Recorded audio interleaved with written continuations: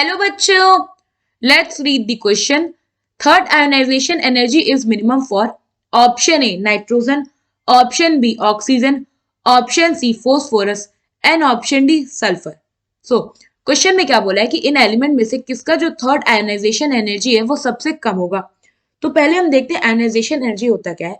तो जो एनर्जी हम किसी एलिमेंट को देते हैं सो दैट वो इलेक्ट्रॉन लूज करे और खुद को कैटायन में कन्वर्ट करे, या फिर अगर वो कैटायन है तो उस पर पॉजिटिव चार्ज और इंक्रीज करे, उस एनर्जी को हम कहते हैं आयोनाइजेशन एनर्जी. तो जब ये पहला इलेक्ट्रॉन रिलीज करके +1 बनाता है तो वो हो जाता है हमारा आयोनाइजेशन एनर्जी फर्स्ट. जब ये प्लस वाला इलेक्ट्रॉन फर्दर रिलीज करके +2 में आता है तो ये हो जाता है आयोनाइजेशन एनर्जी सेकेंड. एंड जब ये जो हमारा सेकेंड वाला है +2 वाला है, ये further one more electron release करके खुद को कन्वर्ट करता है +3 में, तो यहाँ पे हो जाता है हमारा आयोनाइजेशन एनर्जी थर्ड. हमें इसी आयोनाइजेशन एनर्जी थर्ड के बारे में बात करना है. तो सबसे पहले हम क्या करते हैं, एक एक करके अपने एलिमेंट्स को ऑक्सीडेशन स्टेट सॉरी एलिमेंट्स का इलेक्ट्रॉनिक कन्फिग्रेशन देखते हैं अप टू I3 तक. तो सबसे पहले हमारे पास नाइट्रोजन. नाइट्रोजन का इलेक्ट्रॉनिक कन्फिग्रेशन होता है 2s2 2p3. नाइट्रोजन से जब हमने आयोनाइजेशन एनर्जी फर्स्ट दिया तो ये किस में कन्वर्ट हो गया, नाइट्रोजन प्लस में. अब कन्फिग्रेशन क्या हो गया, 2s2 2p2. ये मैं आउटर मोस्ट शेल के कन्फिग्रेशन के बारे में बता रही हूँ. सो अब हमने जब आयोनाइजेशन एनर्जी सेकेंड आया यहाँ पे तो ये कन्वर्ट हो गया नाइट्रोजन +2 में. यहाँ पे जो इसका कन्फिग्रेशन हुआ वो क्या हो गया, 2s2 2p1. Now third ionization energy में ये कन्वर्ट हो जाएगा N+3 में, और इस केस में इसका जो कन्फिग्रेशन होगा वो होगा 2s2 2p0. नाउ सेकेंड है हमारे पास ऑक्सीजन. ऑक्सीजन का आउटर मोस्ट इलेक्ट्रॉनिक कन्फिग्रेशन होता है 2s2 2p4.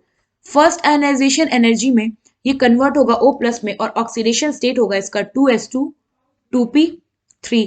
Second ionization energy में ये कन्वर्ट होगा ऑक्सीजन +2 में और ऑक्सीडेशन स्टेट होगा 2s2 2p2. Third ionization energy में ये कन्वर्ट होगा O+3 में और ऑक्सीडेशन स्टेट होगा 2s2 2p1. नाउ थर्ड हम पे क्या है, फोस्फोरस. फोस्फोरस का आउटर मोस्ट शेल का इलेक्ट्रॉनिक कन्फिग्रेशन होता है 3s2 3s2 3p3. नाउ अब हम जब इसमें फर्स्ट आयोनाइजेशन एनर्जी देंगे तो ये कन्वर्ट होगा P+ में और इसका ऑक्सीडेशन स्टेट हो जाएगा 3s2 3p2. Second ionization energy में कन्वर्ट होगा P+2 में और इसका कन्फिग्रेशन जो होगा वो हो जाएगा 3s2 3p1. And third ionization energy में ये कन्वर्ट हो जाएगा P+3 में और इसका जो कन्फिग्रेशन होगा वो होगा 3s2 3p0. नाउ फोर्थ है हमारे पास सल्फर. सल्फर का आउटर मोस्ट शेल का इलेक्ट्रॉनिक कन्फिग्रेशन होता है 3s2 3p4. First ionization energy जब हम इसे देंगे तो ये कन्वर्ट होगा S+ में और कन्फिग्रेशन हो जाएगा 3s2 3p3. Second ionization energy में ये कन्वर्ट होगा S2+ में, कन्फिग्रेशन हो जाएगा 3s2 3p2. Third ionization energy जब हम इसे देंगे तो ये कन्वर्ट हो जाएगा S+3 में, कन्फिग्रेशन हो जाएगा 3s2 3p1. नाउ यहाँ पे अगर आप देखो तो हमारे पास क्या है, डिफरेंट आयोनाइजेशन एनर्जी के लेवल है. तो होता क्या है कि जो हमारा सक्सेसिव each successive ionization